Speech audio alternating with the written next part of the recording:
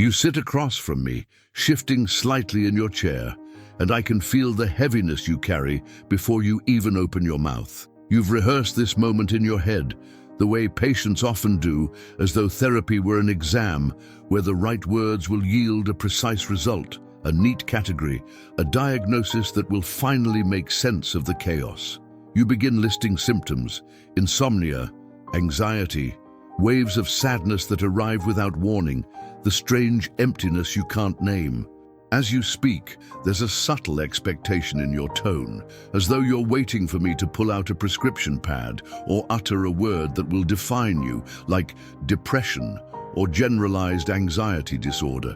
A word you could hold on to, like a name for a monster hiding in the shadows. I let the silence linger, not rushing to respond, because silence here is not emptiness. It's a space for truth to breathe. You're looking for a diagnosis, I finally say, but what if what you really need is not a label, but an encounter? You blink, a little startled, as though the rules of this room are different from what you expected. You thought I might be like a mechanic, inspecting the engine of your mind to declare what's broken and what needs replacing. But therapy is not a repair shop. It's a place where two human beings sit together and face the mysteries of existence. The culture you come from prizes labels. Insurance companies demand them. Workplaces accommodate them. Families sometimes feel reassured by them. Oh, she has depression. That explains it. And there is, of course, some comfort in this. To name a thing is to believe, at least for a moment, that you have control over it. But labels flatten you. They shrink the richness of your experience into a single word, when in truth you are not anxiety or depression. You are a living, breathing person, grappling with what it means to be alive. I lean in slightly, my voice softer now. Tell me, I ask, what is it like to wake up in the morning with that emptiness you spoke about? Not as a symptom, but as you experience it. You hesitate because you've never been asked to describe it this way. Doctors have asked about severity, about frequency, about duration. They've ticked boxes and filled charts. But no one has asked you to put words around the feeling itself. After a pause, you begin. It feels like I'm waking up to nothing, like the day is a blank page, and instead of being exciting, it feels unbearable, as if whatever I do doesn't really matter. There. In that sentence, you are no longer a patient with a symptom. You are a human being struggling with meaning, and meaning, or the absence of it, cannot be captured in a DSM code. This is where existential psychotherapy begins. Yalom wrote that the core of our suffering often lies not in pathology, but in our confrontation with what he called the ultimate concerns: death, freedom, isolation, and the search for meaning. And I hear all four whispering in your words. You wake to emptiness, an echo of meaninglessness. You feel paralyzed, anxiety about freedom and the weight of choice. You suffer in silence, an isolation no one around you fully sees. And under it all, there is the quiet fear of death, the ticking reminder that your time is finite and you are unsure how to use it. You glance at me now, almost testing if I've understood, and I nod, because I'm not here to analyze you from a distance, but to meet you where you are. Therapy, I remind you, is not a matter of erasing symptoms. It's a human space where two people dare to face the raw questions of existence. Winnicott called it a holding environment, a space safe enough for you to explore what feels unbearable. Martin Buber spoke of the I-thou encounter, where we meet each other not as roles, not as doctor and patient, but as two human beings. That is what I am offering you here. You sigh, and for the first time today, your shoulders drop slightly. Something in you realizes that maybe the real work isn't about finding the perfect diagnostic category, but about having someone sit with you as you uncover the deeper truth beneath your pain. You say softly, almost to yourself, "So you're not going to tell me what's wrong with me?" I smile faintly. I don't think anything is wrong with you in the way you fear. I think you're struggling with what it means to be human, and in that, you're far from alone. In this moment, the air in the room shifts. You are no longer here to be labeled, to be studied, to be classified. You are here to be seen. And sometimes being seen is the first step toward healing. The label you wanted might have given you a temporary sense of clarity, but this encounter, raw and human, offers something far more enduring, the possibility of transformation. You come back to the next session a little more curious than before. The last time you walked away unsettled, but also lighter, as if something in you had been cracked open.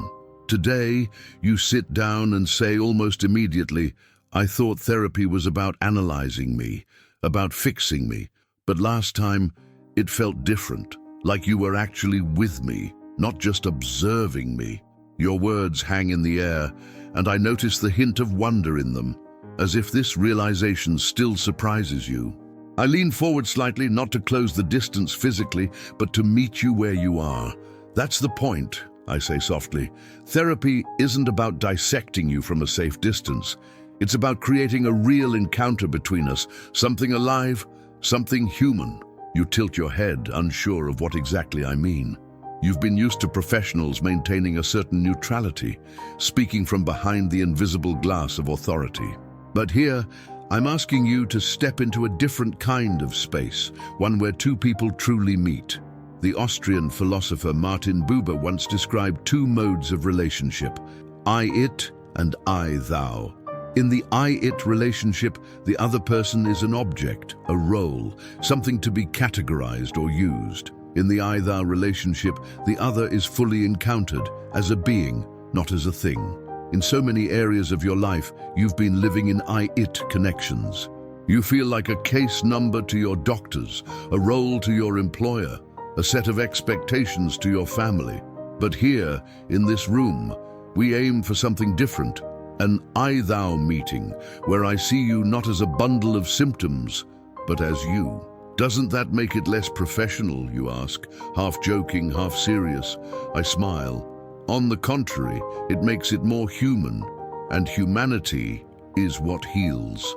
There is a pause, and I notice you studying me, as if to test whether I mean what I say. You've been disappointed before by people who pretended to care, but only offered formulas and advice. The truth is, you're afraid to trust that anyone might really show up for you. But trust is not built in one leap. It is built moment by moment, word by word, silence by silence. So, I don't rush to convince you. I let us sit in the presence of each other, and slowly you begin to feel it. This is not a performance. I am not pretending to meet you. I am here. You know, you say after a long pause, I don't usually talk about my father. People always want to know about my mother. But my father, he was there and not there, like a shadow in the house. You stop, testing whether you've said too much, whether I will jump in with analysis. But I don't. I hold your words as if receiving something fragile. You continue, your voice softening.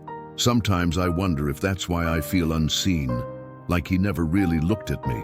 In this moment, I don't tell you about attachment theory or psychoanalytic explanations of paternal absence. Instead, I meet you in the ache. I see you, I say gently. Right here, right now, I see you. You close your eyes for a moment, and when you open them again, there is moisture gathering at the edges. It's not about the intellectual insight. It's about the experience of being recognized, maybe for the first time. This is what Irvin Yalom meant when he wrote that the therapeutic relationship is the very heart of therapy. He believed that healing doesn't come from clever interpretations or brilliant techniques, but from the authentic meeting between two people. When the therapist dares to be real, the patient dares to be real too. And in that space of mutual authenticity, something shifts. You say, almost in a whisper, I don't know why that sentence, I see you, feels like such a relief. I nod. Because so much of your life has been spent feeling invisible. Here, you don't have to be invisible. And then I add, but notice something important. You also took the risk of showing yourself. That's the other half of the encounter. It's not just me seeing you, it's you letting yourself be seen. The silence that follows is not empty. it vibrates with presence. For the first time in a long time, you feel you are not carrying your existence alone. Someone is here, not as an expert looking down, but as another human being beside you. And in this shared space, the loneliness softens, even if only for a moment. Later, as the session draws to a close, you ask, "So this is therapy? Just us meeting like this?" I smile again. Just? It may sound simple, but meeting another human being fully is one of the most difficult and most healing things we can do. It's what people crave without even knowing it.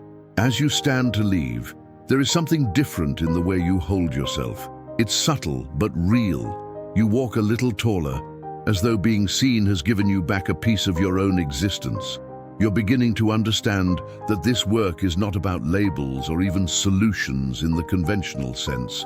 It is about the encounter, and in that encounter, transformation begins. You sit down today with a different kind of restlessness. Not the fidgeting of anxiety, but something heavier, something that feels closer to dread. You don't say anything at first, and I don't press you.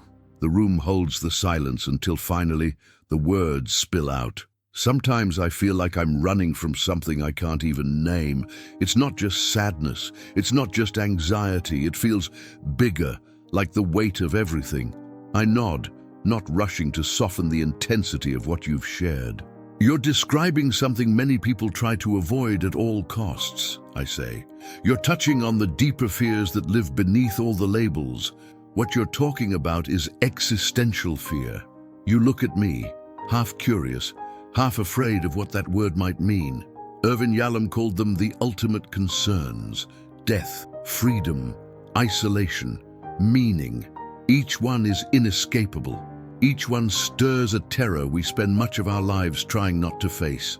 And yet, paradoxically, facing them directly is often the doorway to living more fully. You shift uncomfortably in your seat.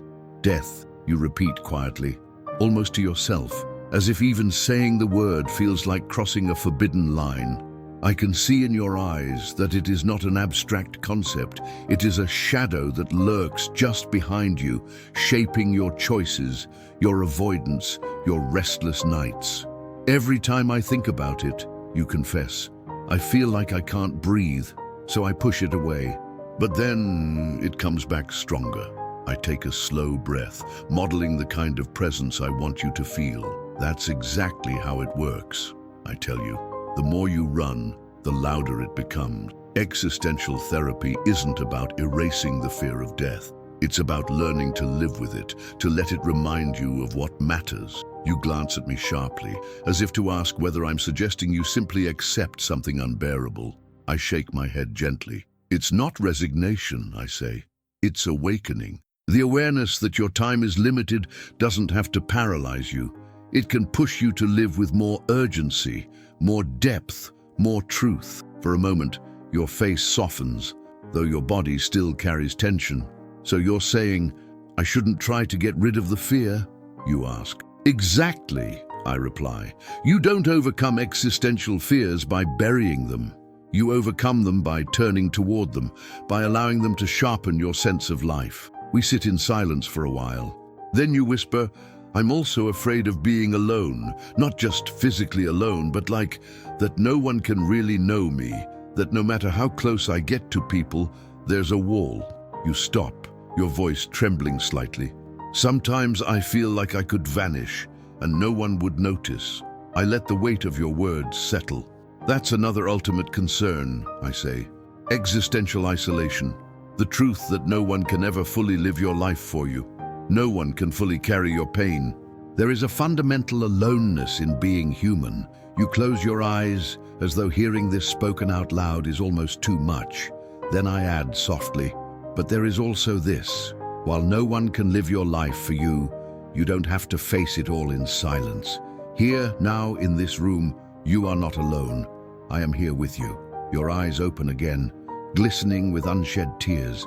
That sentence lands differently than all the others.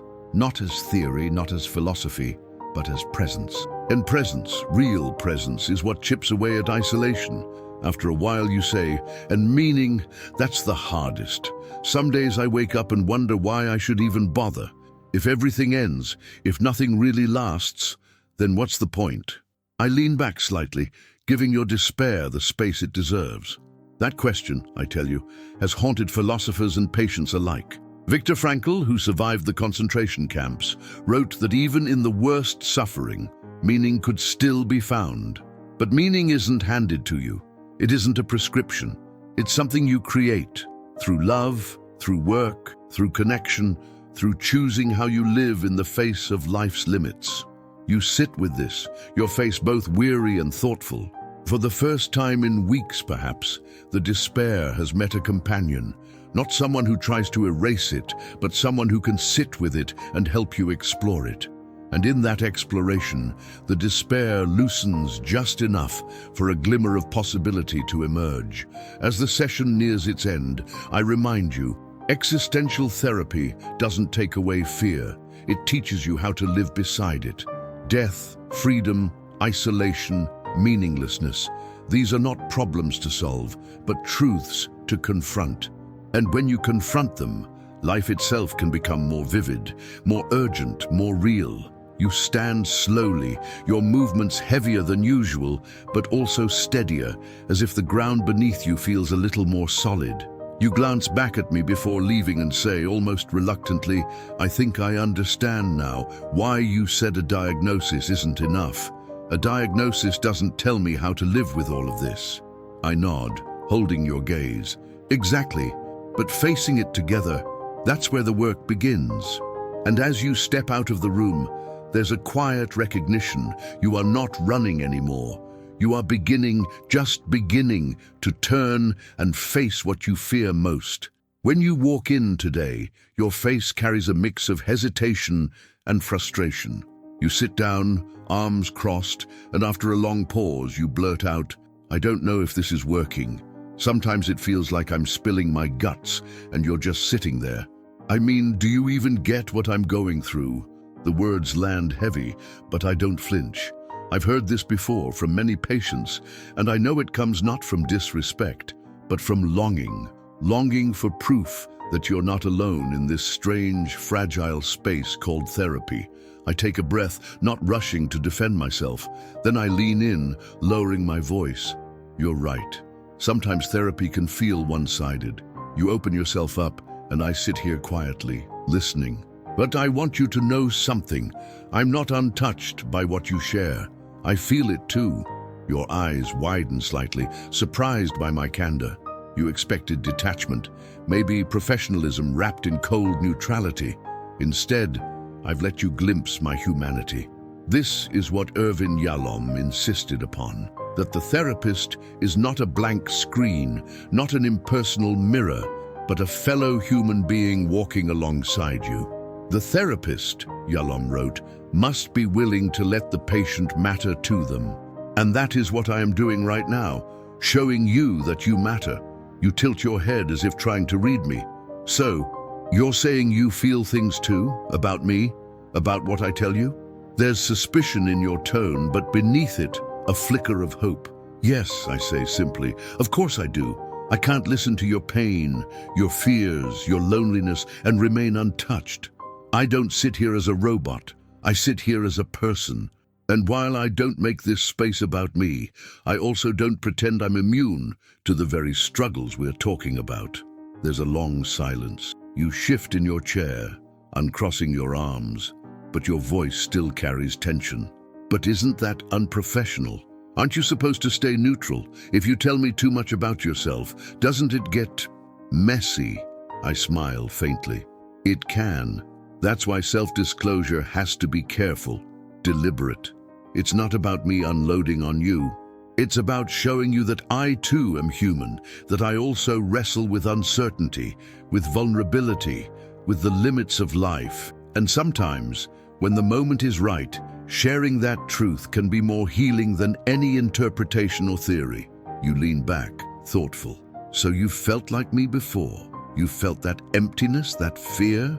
Your voice is quieter now, tinged with curiosity. I nod. Yes. Not in the exact way you feel it, because no two lives are the same. But I know what it is to wake up with dread. I know what it is to wonder if I'm seen, if my choices matter, if I'm using my time well. I know what it's like to sit with the fear of loss, the inevitability of death. These are not just your struggles. They are human struggles. They are mine too. For a moment, your eyes lock on mine, and I see something break open in you. Not weakness, but recognition. You're not alone in some strange, defective condition. You're human, and I'm human, and in this shared humanness, there is a bridge between us. You whisper, almost as if afraid to jinx it. That actually makes me feel lighter, like I don't have to hide how scared I am.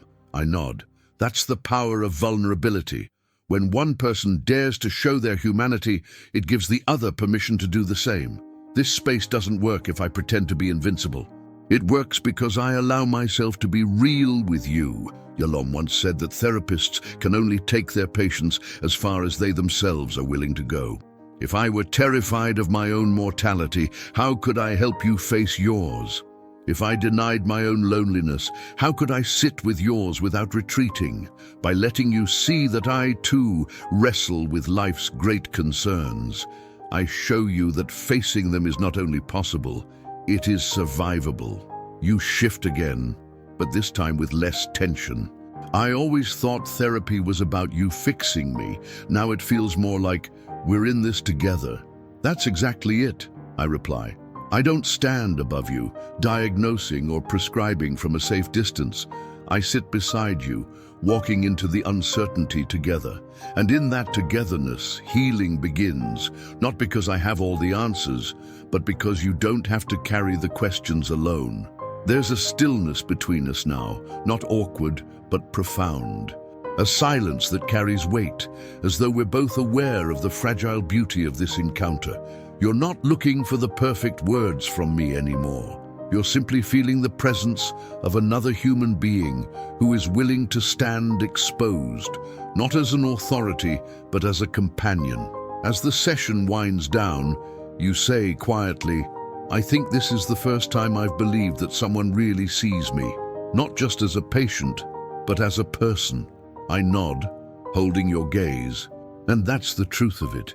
Therapy isn't just about treatment, it's about meeting, and meetings only change us when both people dare to show up as real. When you leave, there's a softness in your steps, as though the weight you've been carrying has shifted, even if just a little. You realize something important. It's not perfection, advice, or diagnosis that heals. It's vulnerability. It's the simple, difficult act of two human beings facing each other honestly. And for the first time, you allow yourself to imagine that being human, with all its fear and fragility, might actually be enough. You begin today's session with a sigh, almost weary, as though the act of speaking itself feels heavy. Sometimes I wonder if all I'm doing here is talking in circles, you admit. I tell you my stories, I unload what's on my mind, but does it really change anything? I could just write in a journal or vent to a friend. What makes this different? I let your question rest between us, not dismissing it, not rushing to answer, because it is a good question, one that goes to the very heart of what therapy truly is. After a moment, I lean forward slightly. What makes this different, I say gently, is that this isn't just talking, this is dialogue. And dialogue, when it's real, has the power to transform. You frown, puzzled. But isn't therapy just the talking cure? That's what Freud called it, right? Yes, I nod. Freud believed words could free us. He saw speaking as a way to bring the unconscious into light. And he was right. There is something deeply healing about naming what was once unspoken. But words alone are not enough. If therapy stops at talk, it risks becoming empty. What matters is not just that you speak, but that someone truly listens, responds, and meets you in your words. That's where dialogue begins. You tilt your head considering this. So, you mean it's not just about me saying things, but about how you respond? Exactly, I say. This is not a monologue. It's not you talking at me, nor me lecturing you. It's a dialogue, a living exchange. And what makes it alive is that both of us are present in it, not as roles, not as therapist and patient in some sterile sense, but as two people daring to meet each other through language. You look down at your hands, fidgeting slightly. But how can words really change anything? I mean, my problems are still out there, waiting for me after this session. I let a silence settle before answering, because I want you to feel the weight of what I'm about to say. Words are not just descriptions. Words are acts. When you name your fear, when you speak your loneliness, you're not just reporting it, you're living it in front of me. And when I meet you in that, when I don't turn away, when I respond with honesty, then the words become more than sound. They become connection. Your eyes lift to meet mine. And for a moment, there's something raw in your expression, as though you're on the edge of understanding something you've always felt but never named. I continue. Think of it this way. When you've told friends about your pain, how often do they rush to reassure you, to give advice, to smooth it over? You laugh bitterly. All the time. It's like they can't stand to hear it, so they try to fix it. And then I feel even more alone. I nod. Exactly. That's talking without dialogue.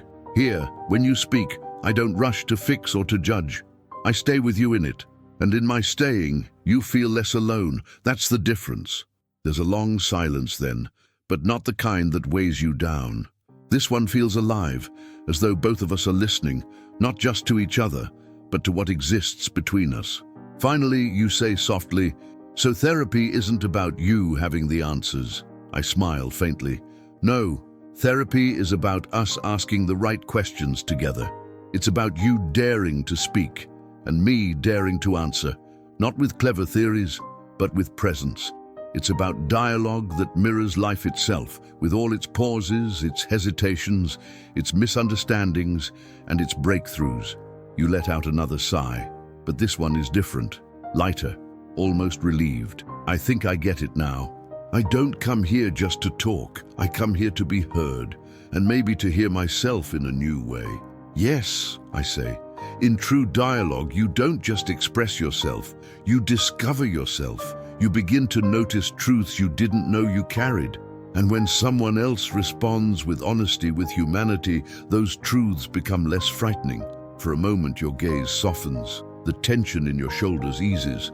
You realize that therapy is not a performance, not a place where you must present the polished version of your life. It is a living conversation where you can stumble, contradict yourself, speak half-truths, and still be met with patience. And in that meeting, you begin to change. As the session winds to a close, you say quietly, "It feels strange, but this is the first time in a long time I don't feel like I'm just talking into a void." I nod. That's because this is not a void. It's a dialogue, and dialogue, when it is real, is one of the most powerful forces of healing we have. You stand, slower than usual, as though reluctant to leave the space we've created. As you reach the door, you turn back and add, "Maybe for the first time, I feel like someone is really with me in my words." And that is the truth. The talking cure is not about words alone. It is about dialogue, alive and fragile, where two people risk being changed by each other.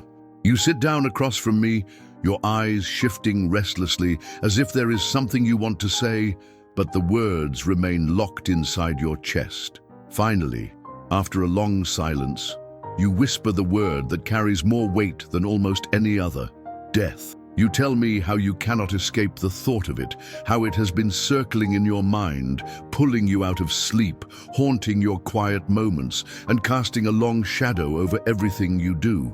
You explain that you thought therapy would help you get rid of these thoughts, to silence them, to make them go away.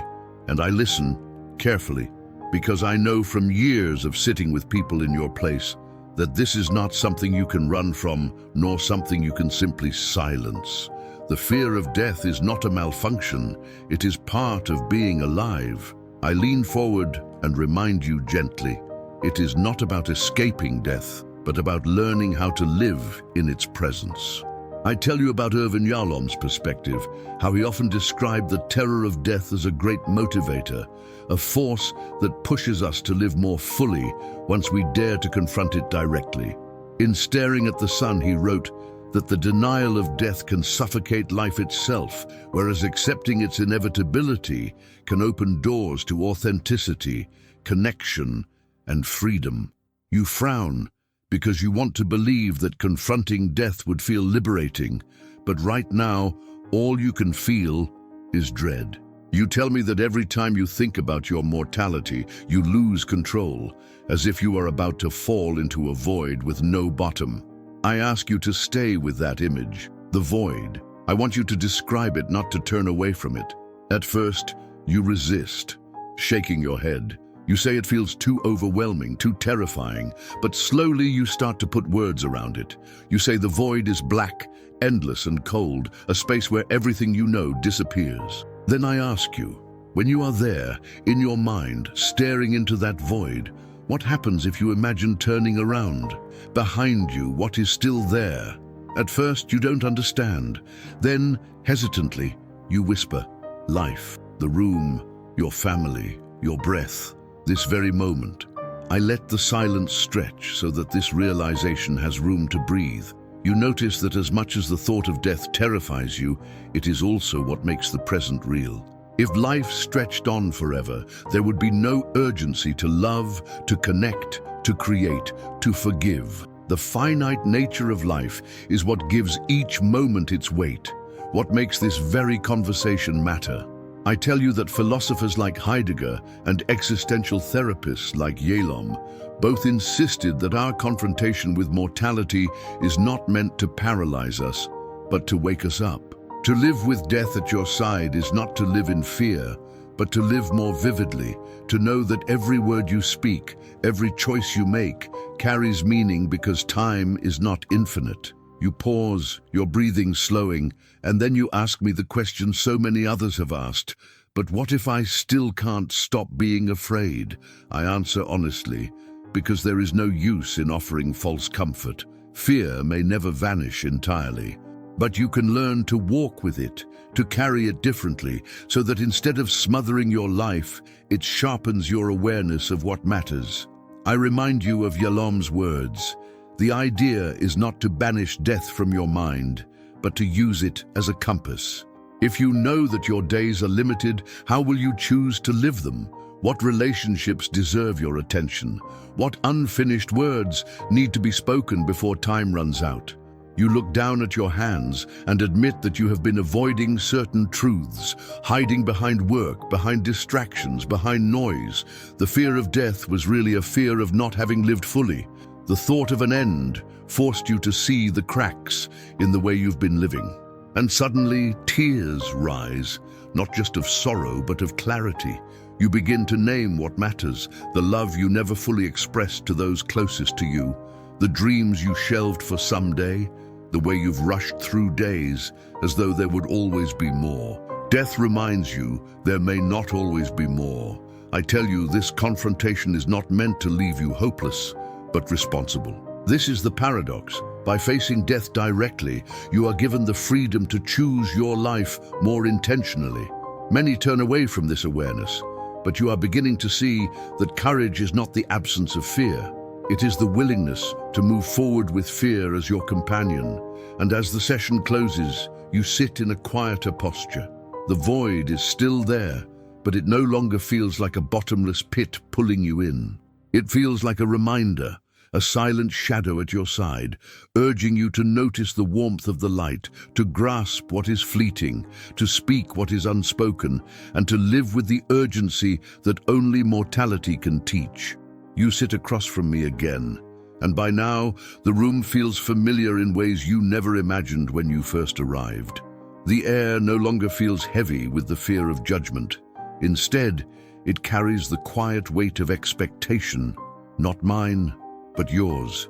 You're no longer coming here searching for a label to explain yourself, to justify your feelings, or to reduce your complexity into a tidy diagnosis. Now, you enter with something far riskier, the willingness to be seen as you truly are. That shift is subtle, but it is the heart of everything we have been working toward. Therapy has become, for you, not a clinical transaction, but a human encounter. And in this space, you're beginning to discover not just who you are, but who you might still become. In these moments, I sense your growing capacity to sit with discomfort rather than escape it.